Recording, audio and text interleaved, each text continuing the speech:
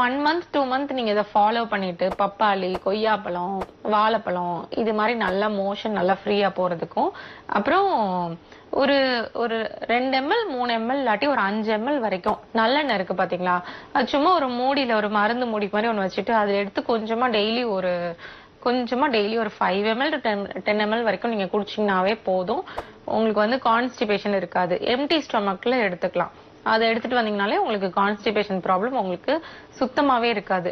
ஏன்னா குடல் பகுதி வந்து நீங்க ஃபைபர்லெஸ் டயட் நிறைய எடுக்கிறதுனால அது வந்து அப்படியே ஸ்டக் ஆகி நினைக்கும், பிசு பிசுன்னு அப்படியே ஒட்டிக்கும், போயிட்டு மலம் வந்து வறட்சி ஆக ஆரம்பிச்சிடும். பெருங்குடல்ல இருந்து தண்ணி வந்து திருப்பி திருப்பி நம்மளுக்கு இழுக்க இழுக்க என்ன ஆகும்னா மலம் ரொம்ப வறட்சியாகும், ஹீட்டும் நம்மளுக்கு அதிகமா இருக்கும் பாடியில.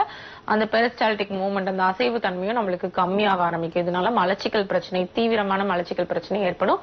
மலச்சிக்கல் பிரச்சனை ஏற்பட்டுச்சு அப்படின்னா நிறைய நோய்கள் நம்மளுக்கு உள்ள வர ஆரம்பிச்சிடும். சோ அதனால வந்து இந்த ப்ராப்ளமா முக்கியமா சீக்கிரமா கவனிங்க.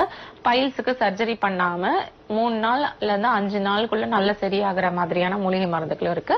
சோ இனிமே பைல்ஸ் சார்ந்த பிரச்சனைகள் வச்சிருக்கவங்க சர்ஜரி பண்ணாதீங்க. சர்ஜரி பண்ணீங்கன்னா இது மாதிரி சைடு எஃபெக்ட்ஸ் நிறைய ஃபேஸ் பண்றதுக்கு வாய்ப்புகள் அதிகமா இருக்கு.